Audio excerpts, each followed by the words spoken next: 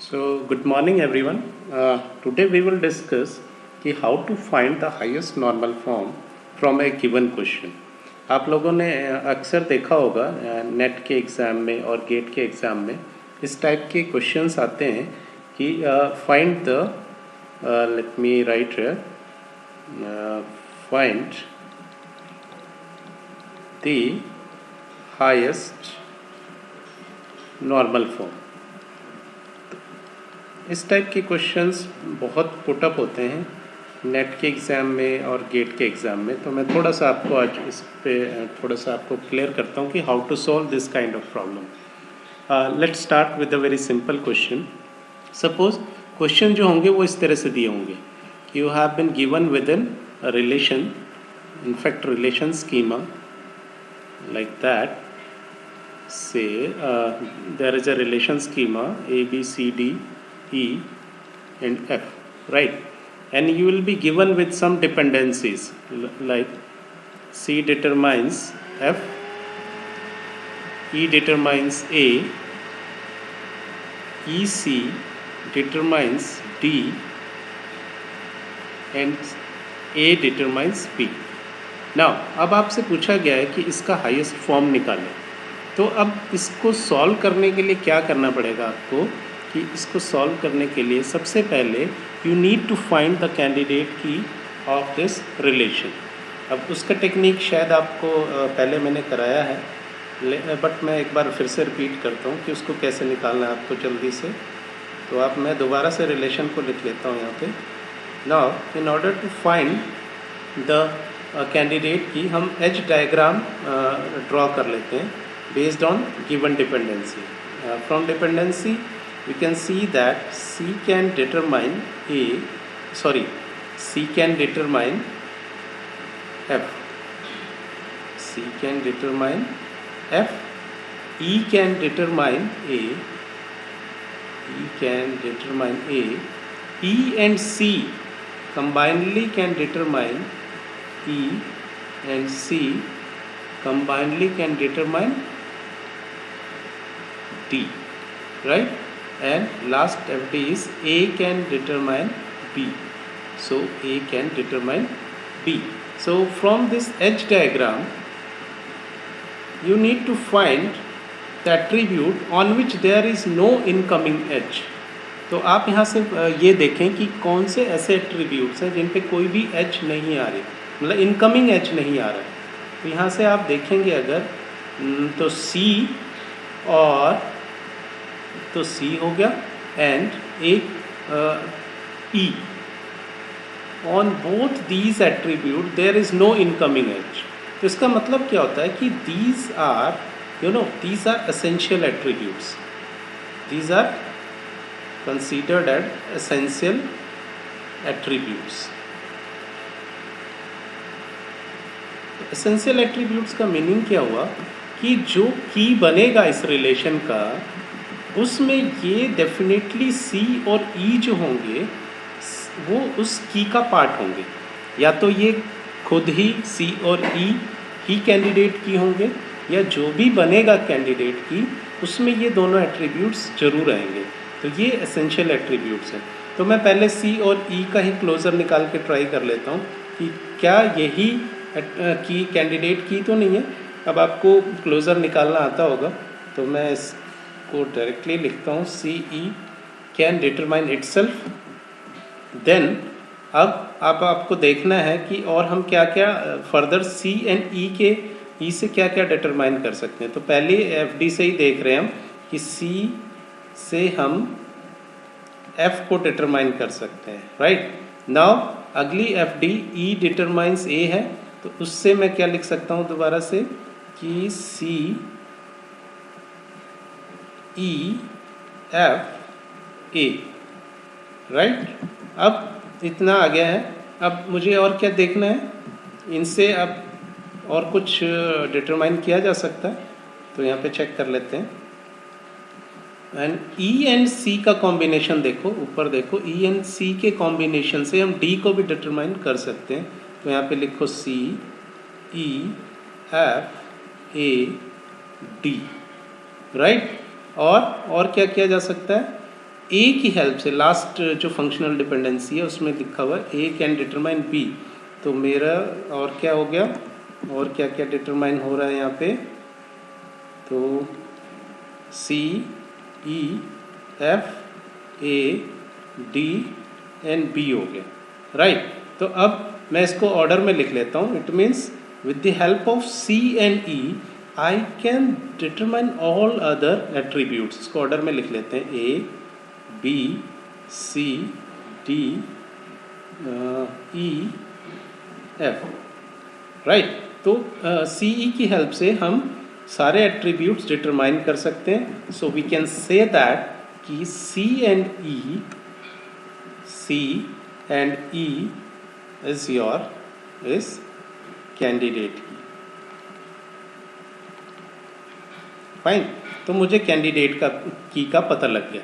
अब मुझे क्या पता लगाना है कि ये जो गिवन रिलेशन है ये किस नॉर्मल फॉर्म में है। तो अब आप, ये बड़ा सिंपल हो गया। मेरे को सबसे पहले जो इसमें ज़रूरी होता है वो कैंडिडेट की निकालना ही ज़रूरी होता है। उसके बाद जो बाकी का काम है वो इजी हो जाता है। तो अब आपको सिर्फ डिपेंडेंसीज़ को देखना है और उसको देखते हुए नॉर्मल फॉर्म की चेकिंग करनी है। सो आप हमेशा ध्यान रखना कि जब भी कोई एक गिवन रिलेशन होता है वो रिलेशनल होता है, तो वो ये मान के चलना कि वो फर्स्ट नॉर्मल फॉर्म में तो है ही, ठीक है। तो हम चेक करेंगे बाकी नॉर्मल फॉर्म के लिए। तो हम अभी लिख देते हैं कि मैं चेकिंग कर रहा हूँ पहले, सबसे पहले फर्स्ट नॉर्मल फॉर्म के लिए, और वो बाय डिफ़ॉल्ट होता है। तो फर्स्ट नॉर्मल फॉर्म में आपका रिलेशन है। Now come to second normal form. Second normal form says that कि there should be full functional dependency on key. कहने का मतलब कि जो भी डिपेंडेंसी रिलेशन में होगी वो फुली डिपेंडेंट होगा की के ऊपर, उसके किसी प्रॉपर सबसेट पे कोई भी डिपेंडेंसी नहीं होनी चाहिए। तो इस एग्जाम्पल में देखो, मुझे ये पता लग गया था मेरा की क्या है, सी एंड डी। तो क्या किसी सी एंड ई के प्रॉपर सबसेट पे कोई डिपेंडेंसी एग्जिस्ट करती है?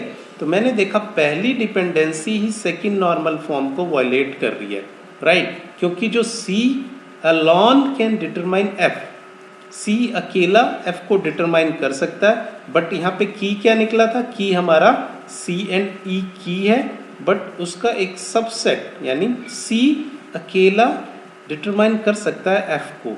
सो we came to conclusion that the given relation is, अगर जब मैं इसकी सेकेंड नॉर्मल फॉर्म की चेकिंग कर रहा हूँ तो it is not in second normal form. तो जैसे ही मुझे एक नॉर्मल फॉर्म का पता लग गया कि ये इस नॉर्मल फॉर्म में नहीं है, then no need to check for further normal forms because it is the highest normal form where the condition is not met. तो सेकेंड नॉर्मल फॉर्म की कंडीशन अगर नहीं मीट हुई है तो it means your given relation is in first normal form only, right. तो आपका जो रिलेशन है the given relation is in first normal form. I hope you must have understand how to find the normal form from a given relation schema. तो मैं एक बार फिर से repeat कर रहा हूँ इसको, आप ध्यान से सुनना। आपको एक रिलेशन दिया होगा, उसके साथ डिपेंडेंसीज दी होगी। कुछ जो छोटे क्वेश्चंस होते हैं उसमें कई बार कीज़ दी हुई होती है हमें, तो काम हमारा और इजी हो जाता है। But generally you will find that there is no given key. तो in that situation you need to find the key also. तो उसके लिए क्या करना है, सिंपलेस्ट मैथड कि you need to draw the edge diagram. Based on dependency आपको edge diagram draw करना है। जैसे कि यहाँ पे देखो सी कैन डिटरमाइन एफ, तो मैंने यहाँ पे सी से एफ के बीच में एक एज ड्रॉ कर दी। जो डिटरमाइन हो रहा है वहाँ पे एरो लगाना है आपको, right. Similarly based on all F Ds we have drawn the edge diagram. और फिर जब एज डायग्राम आपका कंप्लीट हो जाता है उसके बाद आप ये देखें इसमें कि कौन से ऐसे एट्रीब्यूट है जिन पे इनकमिंग एज नहीं है।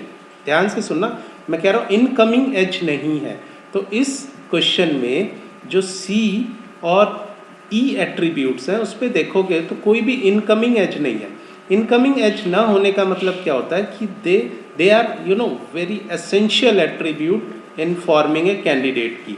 तो ये जो है सी एंड ई यहाँ से एसेंशियल एट्रीब्यूट मेरे पास निकल के आए हैं। तो इसका मतलब ये हुआ कि या तो ये खुद ही की बनाएंगे या इनके कॉम्बिनेशन से की बनेगा। अगर ये खुद की है तो आपको फर्दर किसी कॉम्बिनेशन को चेक करने की ज़रूरत नहीं है, क्योंकि ये जो की होता है that is always the minimum of super की, राइट। तो अगर सी इज सफिशेंट है बाकी सारे एट्रीब्यूट्स को डिटरमाइन करने के लिए तो वो की होगा। तो यहाँ पे हमने चेक कर लिया क्या सी और ई सभी एट्रीब्यूट्स को डिटरमाइन कर सकता है। द आंसर इज यस, क्योंकि सी ई से हम A B C D E F सभी को डिटरमाइन कर सकते हैं। तो हमने कह दिया कि सी और ई जो है दोनों मिलके कैंडिडेट की बनाएंगे। फाइन, नाउ अब हमारा काम इजी हो गया, मेरे को की पता लग गई है अपने रिलेशन स्कीमा की। Now I need to check the normal form.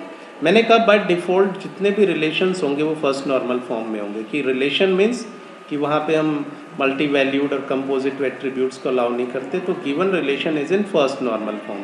Fine, now I need to check for second normal form. Second normal form क्या कहता है कि भाई हमेशा आपके जो रिलेशन में जो डिपेंडेंसी हो वो फुल फंक्शनल डिपेंडेंसी हो। फुल फंक्शनल डिपेंडेंसी का क्या मतलब है कि जो की है उसी पे सारी डिपेंडेंसी होनी चाहिए, कोई भी पार्शियल डिपेंडेंसी नहीं होनी चाहिए। पार्शियल मीन्स कि अगर सी और ई मेरा कैंडिडेट की है तो कोई ऐसी डिपेंडेंसी ना हो रिलेशन में जो ओनली सी पे हो या ओनली ई पे हो, मीन्स प्रॉपर सबसेट पे कोई डिपेंडेंसी नहीं होनी चाहिए। और इस रिलेशन में मैंने देखा कि पहली यही एक रिलेशन, पहला ही जो डिपेंडेंसी दी हुई थी यहाँ पे जो ये सी डिटरमाइंस एफ वाला, ये सेकंड नॉर्मल फॉर्म के रूल को वायलेट कर रहा था। तो हमने कह दिया कि सेकंड नॉर्मल फॉर्म की कंडीशन को जो गिवन रिलेशन है वो मीट नहीं करता। तो सेकंड को नहीं करता तो हम किस तक ही रह गए, हम फर्स्ट तक ही रह गए। तो आंसर इज कि the given relation is in first normal form. So I hope कि you must have clear with the concept of how to find the highest normal form of a given relation. कुछ और examples next videos में करेंगे. So for now, thank you very much.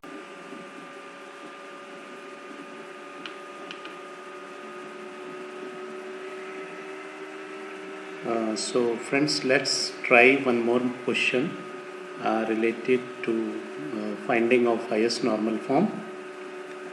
So in this question we have given a relation schema R with attributes A, B, C, D and E, and जो functional dependency दी हुई है वो दी हुई है BC determines D, AC determines DE and BE determines E। अब हमें ये पता लगाना है कि ये जो relation schema है इसकी highest normal form क्या है। तो जैसे कि पीछे भी डिस्कस किया था हमने, राइट, तो दोबारा मैं उसी टेक्निक को फॉलो कर रहा हूँ। तो let's start with the solution. तो जैसे मैंने बताया सबसे पहले हमें यहाँ पे कैंडिडेट की फाइंड आउट करना पड़ेगा। So let's find out the candidate की। जैसे पहले किया था हम एज डायग्राम ड्रॉ कर लेते हैं फटाफट। B C determine D, A C determines B E, A and C determines D and E, right, and B determines E, so E determines E। so ये हमारा एज डायग्राम कंप्लीट हो गया। तो अब आप यहाँ पे देखें कि कौन से वो एट्रीब्यूट हैं जिस पे कोई भी इनकमिंग एज नहीं है। तो यहाँ पे एक तो A है and another one is C जिस पे कोई भी इनकमिंग एज नहीं है। सो ए सी ये तो मान के चलें कि ये हमारे एसेंशियल एट्रीब्यूट्स हैं। जैसे मैंने पिछले एग्जाम्पल में भी बताया था, ये एसेंशियल एट्रीब्यूट्स का क्या मतलब है, या तो ये खुद कैंडिडेट की बनाएंगे या जो भी कैंडिडेट की बनेगा वो इनकी हेल्प से ही बनेगा, राइट। तो सबसे पहले हम मिनिमम को ही ट्राई कर लेते हैं, राइट, एसी को ही ट्राई कर लेते हैं कि वेदर इट्स अ कैंडिडेट की और नॉट। तो इसका क्लोजर निकाल लेते हैं। एसी से एसी को डिटरमाइन किया जा सकता है, देन फर्दर एसी से बीई को किया जा सकता है। So I am writing here A C B E, then B and C के कॉम्बिनेशन से I can find out D, so यहाँ पे लिख देते हैं A C B E D and finally B से ई, और ई ऑलरेडी आ चुका है, उसको रिपीट करने की जरूरत नहीं, इसको मैं ऑर्डर में लिख देता हूँ A B C D and E, right. तो जैसे कि हमें पता लग गया कि ए सी से बाकी सारे एट्रीब्यूट्स को फाइंड आउट किया जा सकता है। सो ए सी इज़ हेयर आर कैंडिडेट की, राइट। तो ए सी जो है वो कैंडिडेट की है, तो यहाँ पे एक ही कैंडिडेट की बनेगा, क्योंकि इसके कॉम्बिनेशन के साथ में जो भी कॉम्बिनेशन ट्राई करूँगा वो सुपर की तो हो सकता है, पर ए सी हमारा जो मिनिमम है वो कैंडिडेट की है, राइट। और इन क्वेश्चंस में एक चीज़ और ध्यान रखना, हमें एक तो ये पता होना चाहिए कि की कौन से हैं, कैंडिडेट की, जो कि यहाँ पे मैंने फाइंड आउट कर लिया ए सी। साथ में मुझे ये भी पता होना चाहिए कि प्राइम एट्रीब्यूट्स कौन कौन से हैं। तो यहाँ पे प्राइम एट्रीब्यूट्स आपके कौन से हैं, जो की का पार्ट होते हैं, तो A and C individually they are prime attributes, right. तो ये हमारी हेल्प करते हैं जब हम थर्ड नॉर्मल फॉर्म तक की तरफ बढ़ते हैं, राइट। तो मुझे ये भी पता लग गया यहाँ पे। नाउ अब वही चीज़ जैसे पिछले क्वेश्चन में रिपीट किया था, सबसे पहले फर्स्ट नॉर्मल फॉर्म, जैसे मैंने बताया था कि by default a given relation is in first normal form, तो फर्स्ट नॉर्मल फॉर्म में है ये। अब हम चेक करेंगे इसकी रूल के अकॉर्डिंग कि whether it this given relation schema is in second normal form और नॉट। तो फॉर दैट अब सेकेंड नॉर्मल फॉर्म का आपको रूल पता होना चाहिए। Second normal form says that कि there should be full functional dependency on candidate key only, right. और कैंडिडेट की क्या यहाँ पे हमारा ए सी है।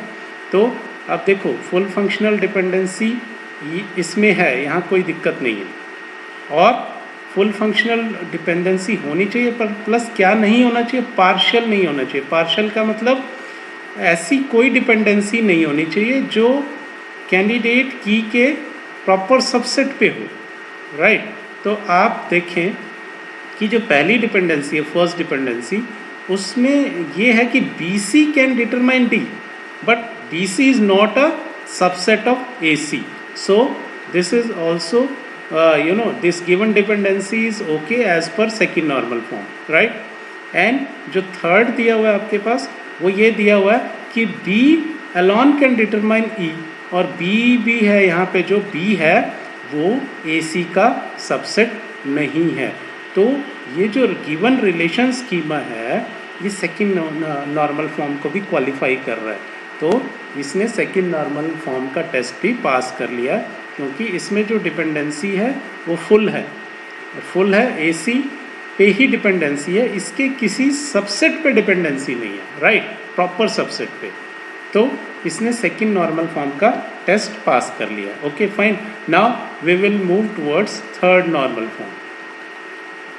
तो चेक करते हैं कि थर्ड नॉर्मल फॉर्म के रूल्स ये सेटिस्फाई कर रहा है कि नहीं। Now third normal form says that either left hand side is your super key और right hand side should be a prime attribute. यानी कहने का मतलब लेफ्ट हैंड साइड जो हो हमारा वो या तो की हो, या अगर वो कंडीशन सेटिस्फाई नहीं होती जो राइट हैंड साइड हो वो हमारे प्राइम एट्रीब्यूट्स हों। तो प्राइम एट्रीब्यूट्स हमारे ए एंड सी है। तो चेक करते हैं, सबसे पहले बी सी डिटरमाइंस डी। अब क्या बी सी आपका कैंडिडेट की है यहाँ पे? No, it's not a candidate key. तो यहीं पे थर्ड नॉर्मल फॉर्म का टेस्ट हमारा फेल हो गया। ठीक है, अगर ये वाला अभी पहला कंडीशन फेल हुआ है तो बी सी जो है हमारा कैंडिडेट की नहीं है। तो मुझे दूसरी साइड चेक करना है, क्या डी प्राइम एट्रीब्यूट है? No, it's not a prime attribute, क्योंकि प्राइम एट्रीब्यूट तो सिर्फ ए और सी है। तो ये जो पहली डिपेंडेंसी है इसने थर्ड नॉर्मल फॉर्म के जो रूल्स है उसको वायलेट कर दिया, राइट। सिमिलरली इस वाली डिपेंडेंसी में देखो आप, वैसे तो हम यहीं पे स्टॉप कर सकते हैं कि अगर एक भी डिपेंडेंसी अगर थर्ड नॉर्मल फॉर्म के रूल्स को सेटिस्फाई नहीं करता तो हमें आगे चेक करने की ज़रूरत नहीं पड़ती। Still you see this dependency, left hand side क्या आपका सुपर की है? नहीं है। तो क्या राइट हैंड साइड आपका प्राइम एट्रीब्यूट? नहीं है। तो in this way we can say that कि this given relation schema do not follow the rules of third normal form. So ये गिवन रिलेशन जो है थर्ड नॉर्मल फॉर्म में नहीं है। तो मेरा हाईएस्ट नॉर्मल फॉर्म क्या आ गया? Second normal form. So the given relational schema is in